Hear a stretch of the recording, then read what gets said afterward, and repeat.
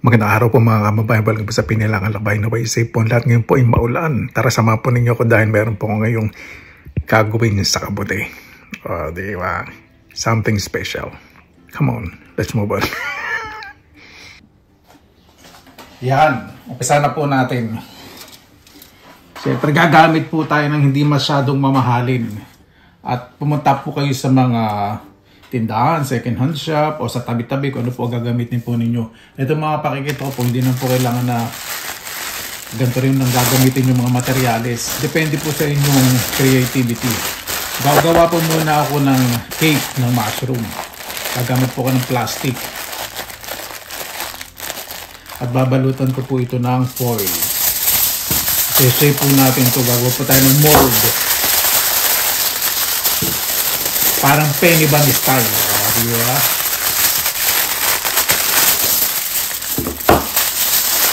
Kung wala po kayong, hindi naman po kinakailangan talagang foil din ang gamitin ninyo. Yan. Hindi naman po kailangan perfect yung shape. Diba? Mukhang penny band na. Kung hindi po chini, malalang kabuti na inaanin natin. Doublein po natin para mas maganda ang resulta.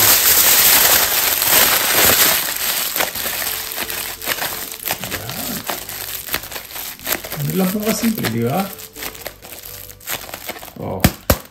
Pwede nyo tapik-tapikin para kayong nagtatapik ng mushroom sa gubatan. Husay ko And then lalagyan po natin ito ng clay. Ito po yung clay na binili ko po ito. So, Hobby Clay. Ito po yung kulay white na tumitigas. Hindi na po kailangan mamahaling clay.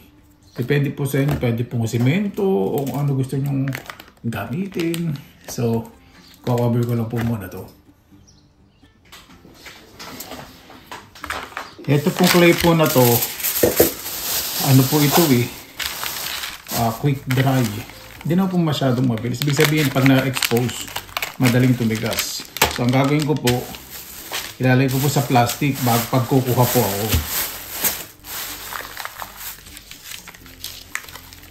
Gandaan po ninyo ang pagbubukas para kung gagamitin ninyo o may matitira kayo, hindi po masasayang. So, go po tayo kasi pang-cover ko lang naman po dito. Kailangan manipis lang, hindi lang masyadong makapal. Tipirin natin kasi napakamahal din ito. Katumbas din ito ng dalawat kalahating kilong bigas. Diba?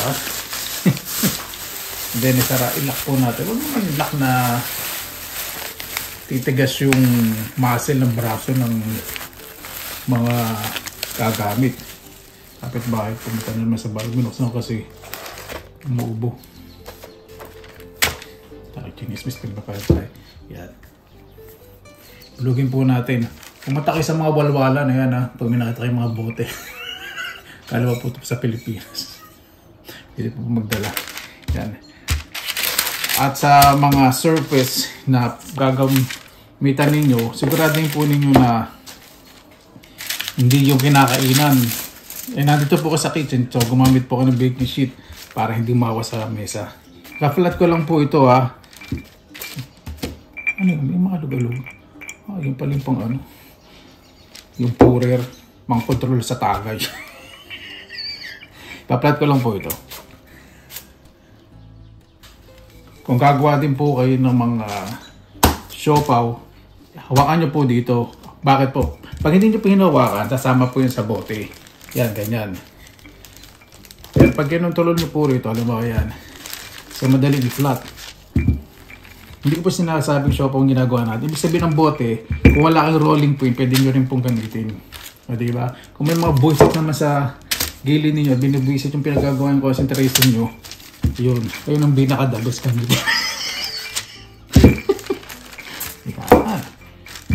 Ganda na pagkaka-flat. Ayan. Flat na po. So, ito na po yung ating penny band. Ang ganda po, di ba? So, gagawin po natin para tayo nagbabalot ng palaman sa mga pastry, savory o sweet pastry. Ganyan lang po. Bakit po pagandang posisyon? Para makita po natin yung ilalim. Ito na natin para mas madali yung ganito. Mali na naman yung instruction ko. Yung ganyan pala. So medyo press lang po natin. Ganyan po natin smooth. Super smooth po itong ibabaw. Yung ilalim, dadagdagan po natin ng clay. Basta babalutan ko po ito. Yun po yung purpose. Ganda, para texture tayo ng penny bun.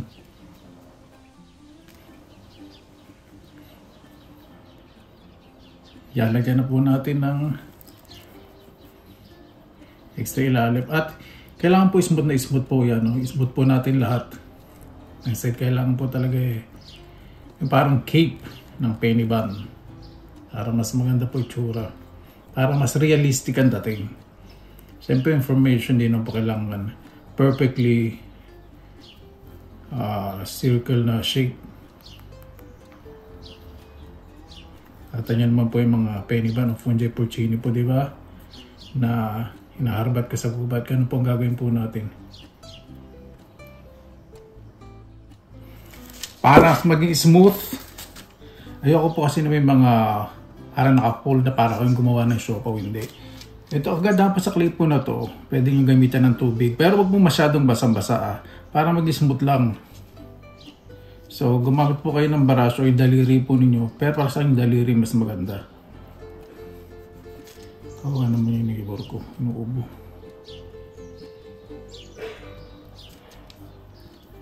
Oh, may bisita siya.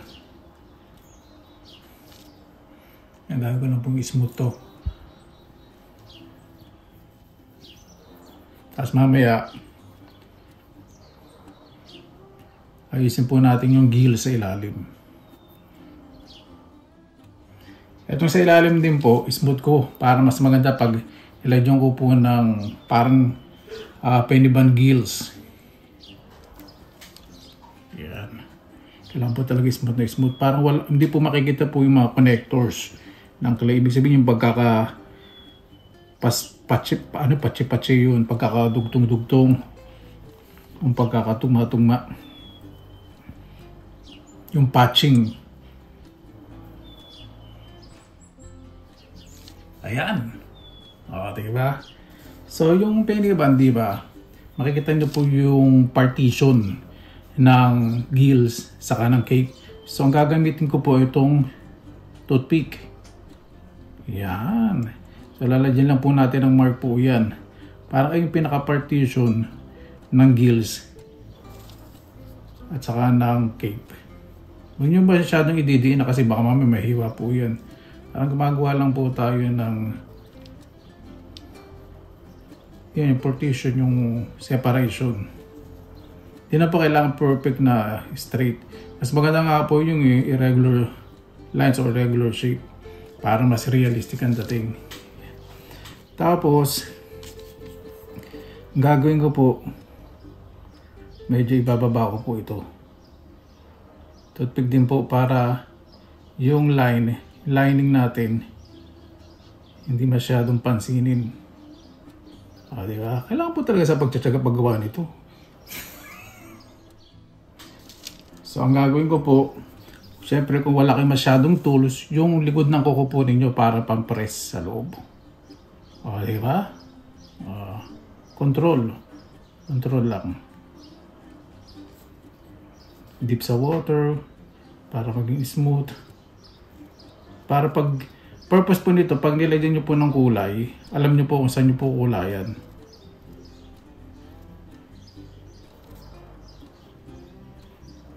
Yun ang po kinakailangan na sobrang smooth. Tulad na nakikita natin na mga penny bun sa pores na aking mga hinaharbat. Pasensya na po sa boses ko Medyo hindi mapagkatulog dahil sa pag-iisip, pag-uwi sa Pilipinas. Yan, gano'n na po. Okay na po yun. Isnabot lang po natin to. Di ba? Set aside na po natin to. Gagawin naman po natin yung katawan at ang pagmumuka. Meron po akong paper cup. Ito po yung pinakatrang po natin. Coffee cup po ito. So, babalutan ko lang po siya. At gagawa po ako ng area kung saan nalalagay ko po yung pagmumuka. Yan. Kapag gano'n na po ako, flat na. So, ito na po kailangan, hindi naman talagang perfect ang pagkakabalot. Mas gusto ko nga po yung ano eh, katulad po na sinabi ko po kanina, yung pag irregular ang shape, mas maganda. I-overlap lang po natin ng konti. Tapos itong natitira, kuhanin natin kasi pantakip natin sa ibabaw. Ito smooth po muna natin. Yung para talagang trunk ng penny band. So tulad po kanina, tulad po tayong tubig para may smooth po ito.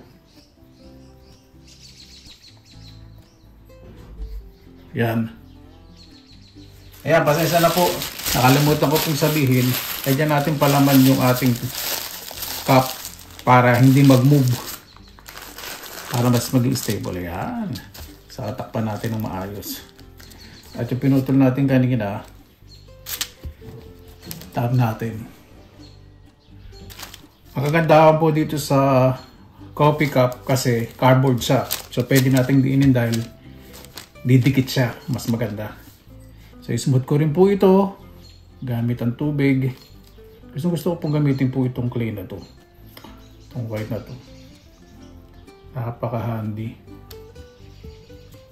Ito hindi naman po masyadong kailangan perfect. Kasi ilalagay po natin ito doon. Ididikit natin eh. Kasi ididikit natin ganyan. Diba? Di ba mga na siyang benefit? Anong po yun?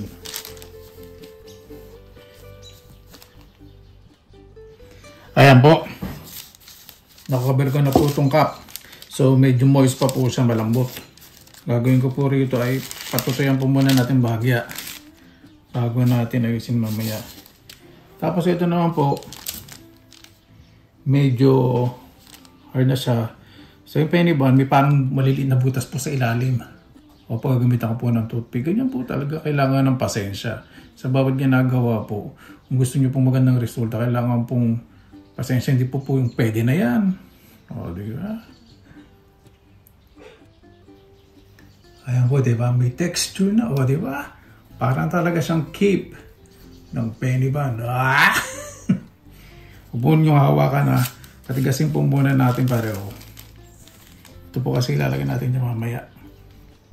So, habang pinatitigas po ninyo, ganito po gagawin ko. Para magkaroon po siya ng, lagay ko lang po itong mga suporta sa gilid. Para hindi tumumba. Ito itong suporta kung bakit bilog.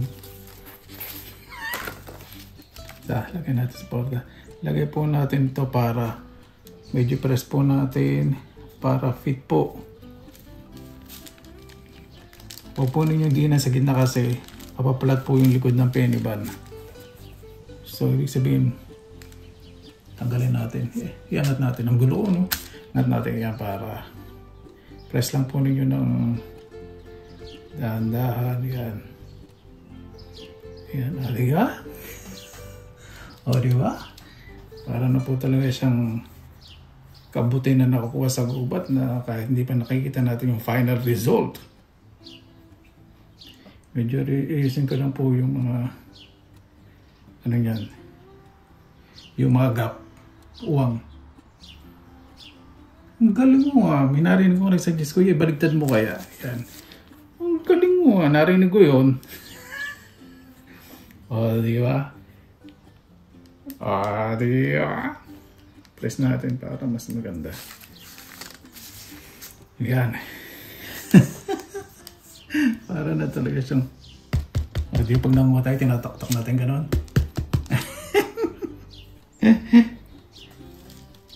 Yan. Gagawa na po ngayon ng mukha.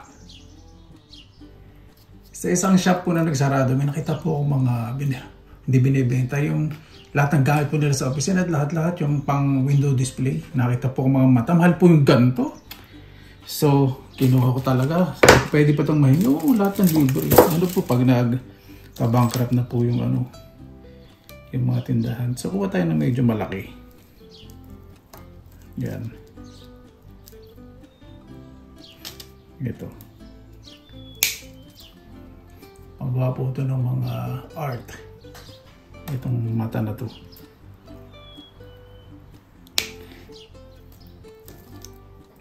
So kung wala naman kayong ganito, kahit mamulot po kayo ng mga bato, yung mga style crystal na mga bato. Press natin para maganda yung result. So ito, ang gagawin ko po ngayon,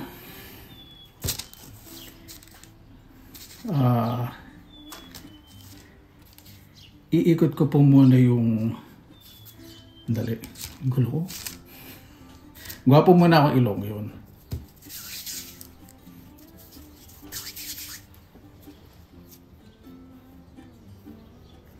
So paggagawa po ng ilong, ganito, hindi ko na po ito masyadong tatagalan.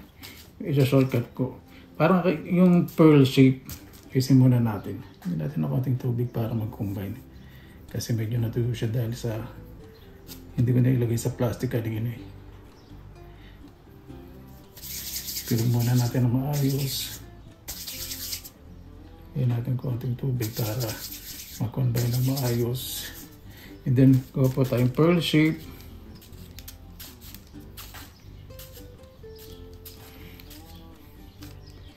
Yan. Tapos, bubutasan po natin. Gamitin natin ng toothpick para may butas yung ilong. Diba? Mamaya, ayusin ko po yan. Pakita ko sa inyo. Ito po. Tapos ganyan pa ninyo. Press po ninyo. Yan. Okay lang po kahit sa... Tapos medyo ikulong po ninyo to. Kasi gagawin ko kung style parang mukha po ng matandang babae. Kasi medyo old na yung ating animal. So, meron po itong message. Hindi basta-basta gumagawa ko ng art. Huwag mukhang ganun lang, diba? Tapos, press ninyo sa baba at gawa kayo ng ilong. Siyempre, ilong ng matanda medyo pababa na ng konti. Ayan o, diba? Yan, okay na po yan. Magpa-flat po ako ng para sa mukha naman. Yan. Lalagyan ko po ng tubig para smooth. Gawa po tayo dito medyo round kasi pag dinikit po natin sa katawan, magiging ganyan. So, kailangan medyo wide po ng konti. Ilagay po natin itong ilong na ginawa natin kanina. At gamitan natin ng toothpick para maging smooth tong gilid. Pinakikita ko po sa inyo yung mga simpleng tools. Pwedeng gumamit kayo ng brush. Kasi ako naman po, kontrolado ko naman po itong mga pinagagawa ko. So, nasanay na po ako. Diba? Ganda natin yung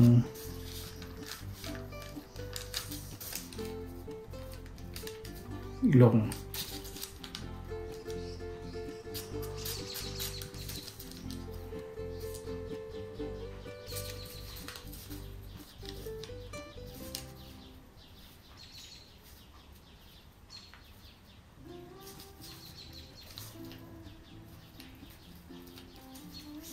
At smooth natin to. Kung bakit ayoko pong gumamit ng brush kasi bibigay po kasi ng texture po yun na magaspang. Ayoko po, gusto ko medyo smooth ng konti.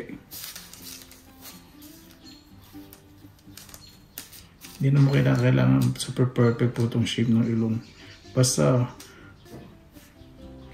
hindi na sabihin pwede na yan. Kailangan may medyo deformation ng konti para yung yung old style, old lady, mga mukha ng old lady, ganun pong gusto pong mangyari. Yan, okay na po yan. At gagawin ko na po yung mata.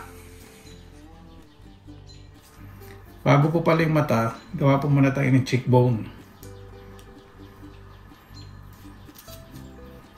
Ganun din po, bilog. Ito pong clay na to pag hindi ninyo pinasa at nasa labas madadry agad talaga. So ganun din, gamitin natin ng stick para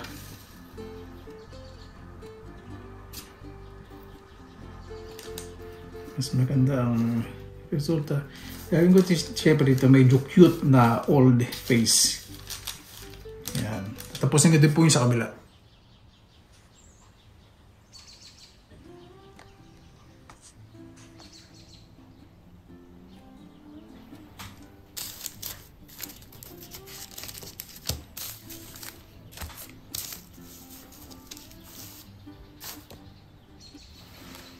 Ayan. Kuha po ako ng chopstick. So po mas maayos. Yung pagkakamol po natin dapat maayos. Yan. At gagawa na po ako ng bibig. Yung bibig ko po. Yung bibig po na gagawin po natin. Gagawa po tayo ng dalawang medyo mahaba.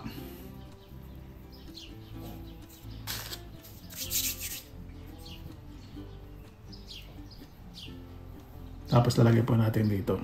O, di ba? Yan. At press po natin para malaman natin kung ganong kalaki lang. Press natin madiin para maputol. O, yun. Ngayon, ayusin po natin yung shape ng bibig. Kailangan po talaga sa ginagawa po ninyo, may dangal sa paggawa.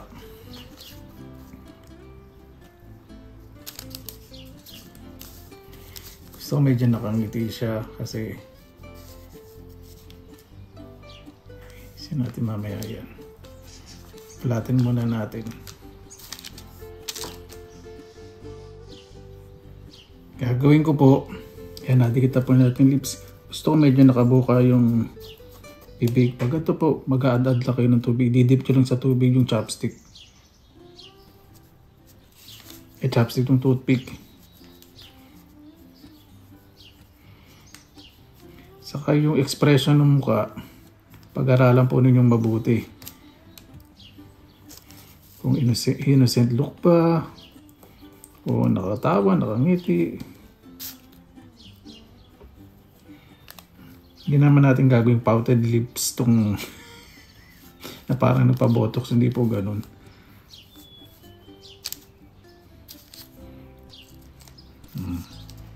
Medyo angat natin ng konti para ma-stretch natin yung bibig.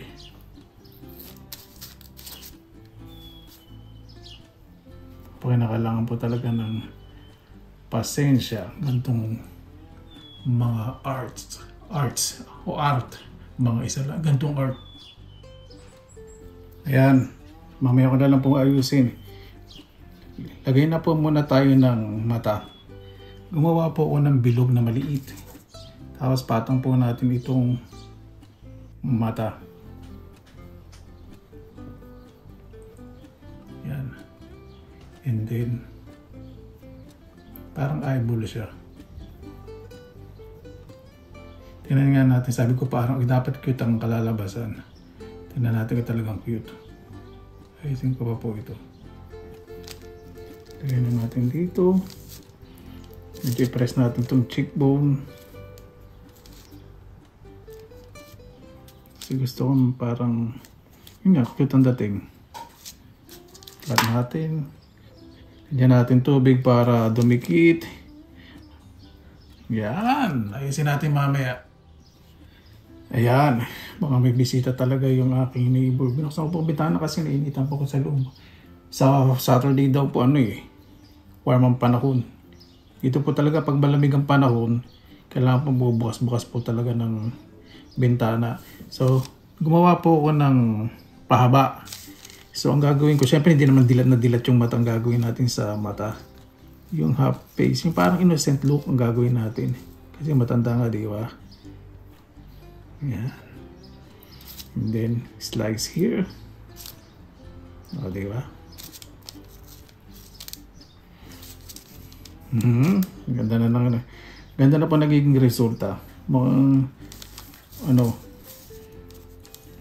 nagkakaroon ng future yung aking pagmamarunong.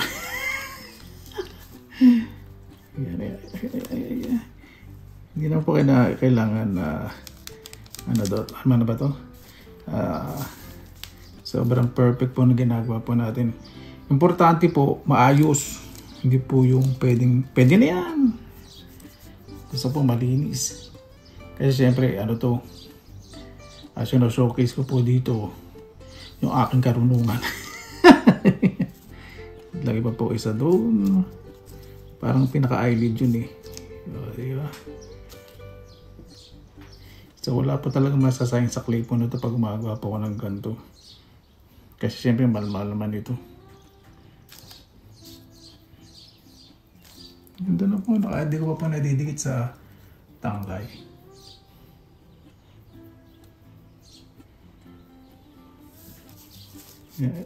Yan. Yan. So, gusto ko po mabuti itong pagmumuka. Ayan. Okay na po itong ating mukha. Busy sa pagkakwentuhan ng kapitbahay ko. Pininig ko dito. Hira lang kasi siya magkaroon ng bisita eh. So, ididikit ko na po dito sa trunk. Tinanggal ko po muna itong cape. Nakapatong lang naman po yun eh. So, hanap tayo ng place na kung saan medyo malapad. Lagyan po muna natin ng tubig. Bisita ng ano ko pala. Kahit bahay ko yung umuubo. Chismoso lang ako habang gumagawa. Ewan ko, nag-aalala din po sa mga kapitbahay ko kasi dalang matanda eh. So, ito rin siyempre, lagyan natin ng tubig para dumikit. Huwag na po masyadong basang-basa. Yung tipong parang nararamdaman po ninyo na malagkit na. Then, dikit na natin. O, diba? So, yung mukha niya, hindi na siya kanina, kita nyo pala, pero pag nakadikit ganyan, o, diba? Mayroon po yung message. O, diba, mga old woman. Ayusin ko na po ito. I-smooth at pakikita ko po sa inyo mamaya. Kuya, pakita mo rin kung paano mo i-smooth. Sarap panoorin. O, sige, ito. Talagyan po natin ng tubig. Una po natin gamitin itong toothpick. Okay lang po yan na may kanyang texture. Kasi importante po nito, madikit ng maayos. Tapos saka po ninyo smooth. O, di ba? So, ganun po yung gagawin ko. Pagkita ko po sa inyo mamaya, talagang smooth na. Ayan po mga kabayan. O, di ba? Hindi po nakakatakot ang itsura. Ibig sabihin, mukhang matandang babae. Smooth ko na mamaya, lalagyan po mga wrinkles. At patutuyuin po natin at pipinturahan. Ayan po. Okay na po. Patutuyuin po natin at maya-maya ay kukulayan na natin. Ayan po mga kababayan. Medyo tuyo na po. Unahin po muna. Wala na naman ako sa sarili ko. Unahin po muna natin itong cape. So sa ilalim po, di ba nakikita po ninyo sa cape ng pinipick up ko po na penny bun ay medyo yellow. Medyo dark yellow. So maglalagay po ako ng konting brown color. At dilaw. Yellow.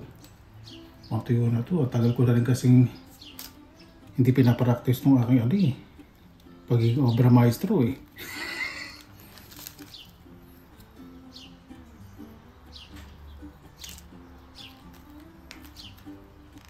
Saan ko naman kailangan kumita ng pera.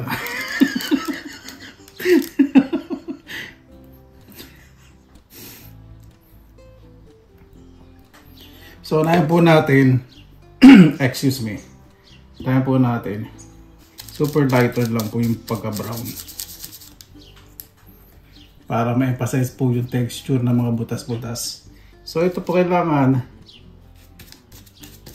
dahan-dahan lang.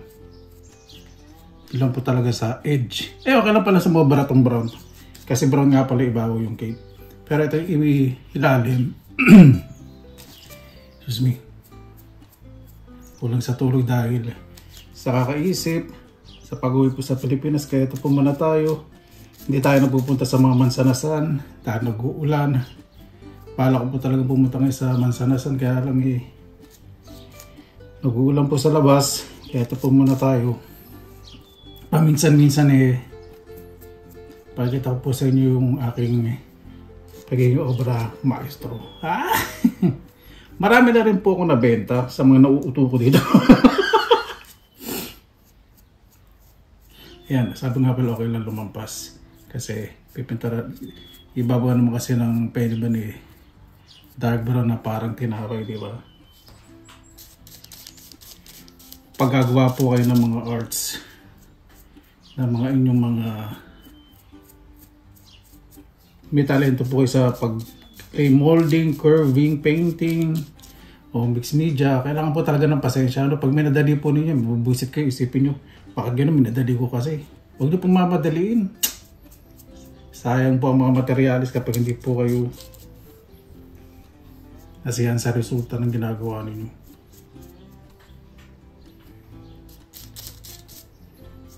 Hindi tapos naman pwede ko naman kailangan pinturahan dahil ano po yun, yung didikitan po natin ng trunk. Yan, kailangan sorry. Pwede natin to. Yan. At ngayon maglalagay po ako ng dilaw. At sa dilaw po, wag naman po syempre yung dilaw na nakikita po ninyo. Nakikita po ninyo, di ba yung pen? Di ba hindi naman po siya masyadong dilaw. Yan, ganyan. Medyo spread po natin para umalo pa yung brown kasi medyo wet pa to.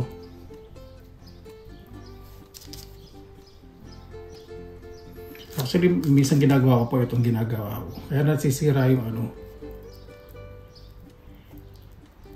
sirain yung texture ng yung butas-butas.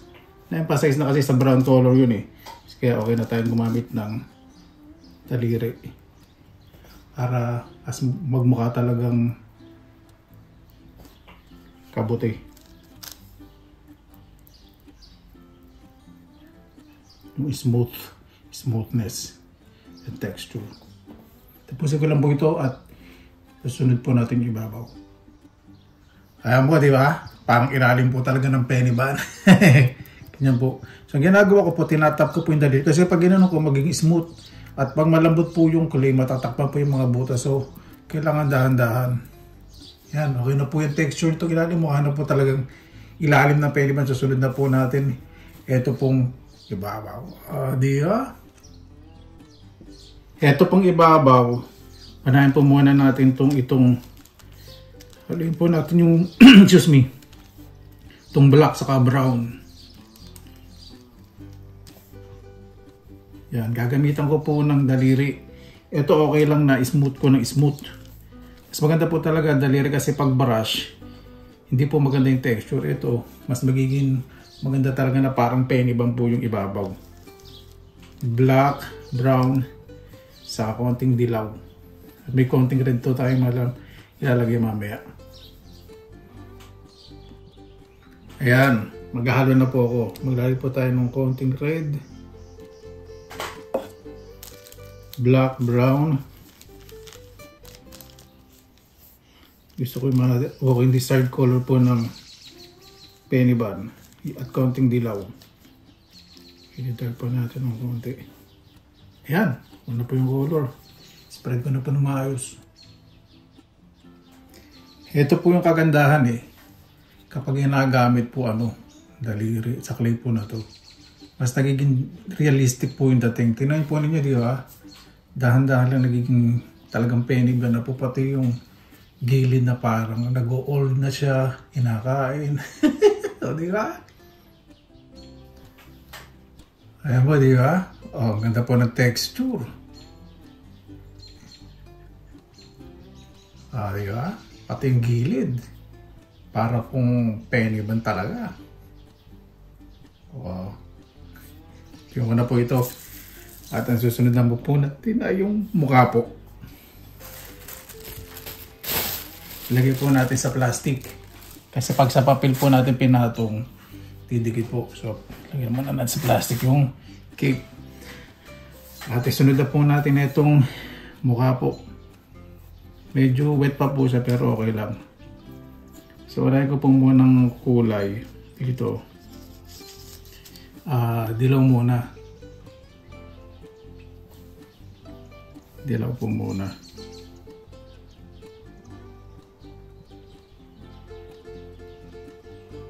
Unahin po. Yung kulay po ng trunk, siyempre alam niyo naman po na medyo light brown. So, kailangan lang po control po dito sa pagkukulay po. Gamit po kayo ng malambot na brush. Kasi ito pong clay na to, kapag nababasa, madaling lumambot. So, kailangan sa isang pahidbag pong maka-10 brush samples, kailangan iba-ibang place.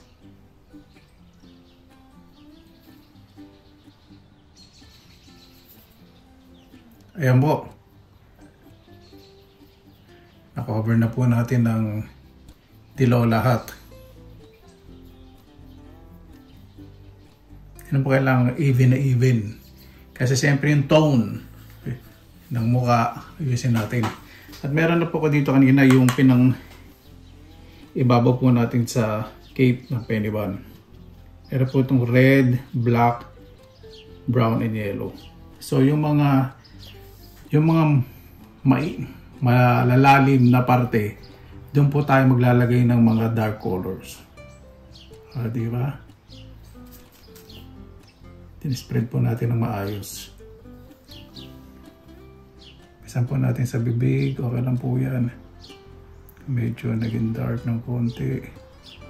Huwag po kayo matakot kasi itong clay po naman na to, kapag nasobrahan kayo sa dark, kulang kayong tubig, hindi po ninyo, ayan, maging lighter na siya. Di ba? So, sana natin ilalim ng mata, yung cheekbone, spread natin ng dahan-dahan, yung ganda natin ang itsura, yung masyadong fine detailing o fine line, kailangan medyo may softness dating. So yung mga mga nakaumbok, wag po ninyo lalagyan ng dark color kasi yun po yung na aarawan na kailangan ng lighter color, mga nakaumbok. So yung mga malalalim ang darker color. Kapag naging dark, ito sinabi ko, gamit lang yung tubig. Kaya tapusin ko lang po. Ayan, o diba? So, brown, red, black, yellow. At ngayon, paghalin ko po itong yellow saka itong konting red. So, magbibigay ako ng mga emphasis o bibigyan ko ng attention yung dapat lagyan ng pula, katulad ng lips, yung cheekbone. So medyo yellow orange, na medyo dark sa yellow orange. Sa pagtitimpla po ng gulay, mas maganda po lighter po muna. Kasi pag dinark nyo agad, ako po, hirap pong i-repair. Di ba? Tapos yung mga nakaumbok, bula dyan po yung para ma-emphasize. Kapag medyo nagiging dark, kaskasin nyo lang, spread out po ninyo. Basta tingnan nyo po ano po yung maganda sa mata po ninyo, ayusin po ninyo. Huwag po kayo magmadali.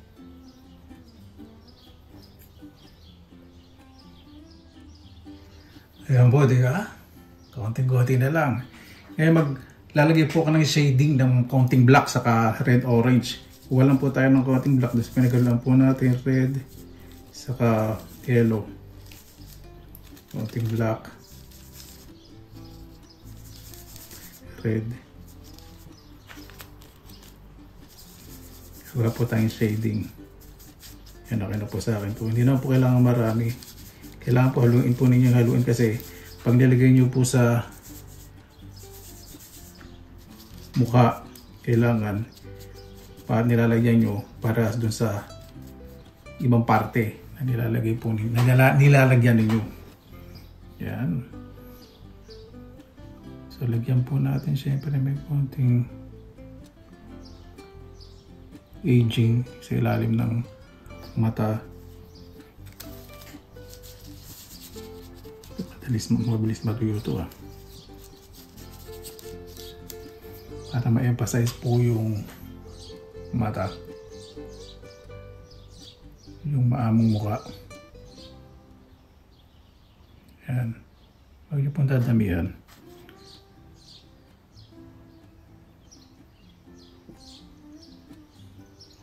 Diba? Tapusin ko lang po para mas magandang tingnan. O ayan po, diba? Napakaganda ng resulta.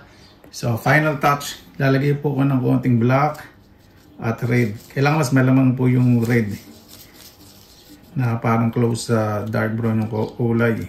Kasi maglalagay po tayo ng parang mga freckles. Ano po yung woody o wooden style na may mga batik-batik. Lagyan po natin yung mukha. Handaan lang po Ano po masyadong malalaki. Para yung texture, maganda pang tignan.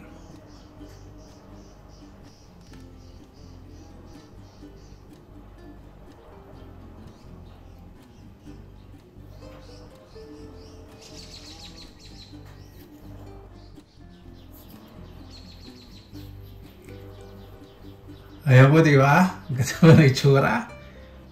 O, diba? Tandaan lang po. Huwag po masyadong basang-basa. Kailangan po ipagdikit. So, pag masyadong dark, medyo scatter ninyo o ikalat po ninyo. Ayan. Para po sana masaya na po ako dito sa mukha. Kulayan na po natin yung gilid para sa trunk ng ating penny band. Ibig sabihin, ito yung nag-aging old na penny band.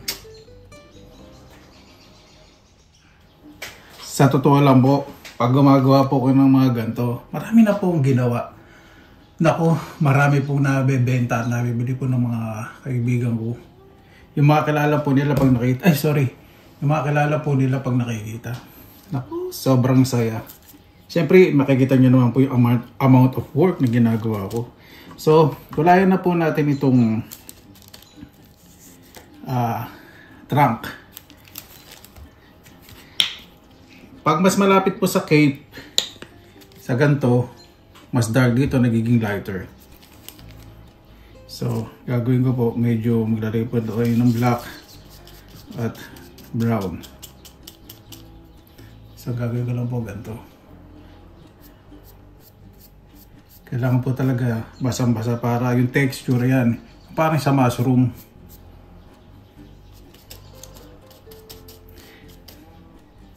Yan, ganyan. Diba? Ang galing ano. Lupuri ko yung sarili, siyempre. Okay lang yung nagdi-drip siya ng konti. Kailangan one direction lang po. Hindi yung ano, yung boy band. Ibig sabihin itong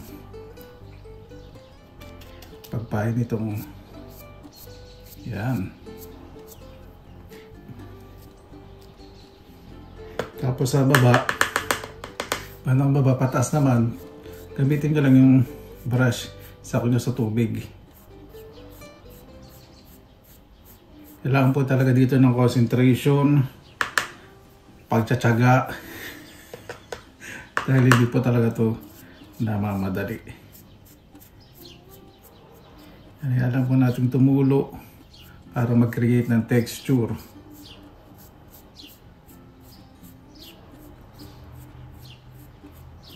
Yan. Medyo patuyuan po muna natin ng konti. Huwag po natin madaliin Ayan po. Initially natapos ko po yung mukha saka yung cake. Patutuyuin ko po muna. Siyempre later, kapag natuyo na po, mas magagandahin ko po yung kulay sa mukha at lilinisin po natin. Di ba? Tignan yung pulit ng cape. Totoo po ako dito sa cape eh. Para po talaga siya. Oh. Okay lang yun. Ayos na lang mamaya. Pag sa clay po, ganyan. Huwag po yung tubig sa daliri po ninyo. Spread out po ninyo. Di ba?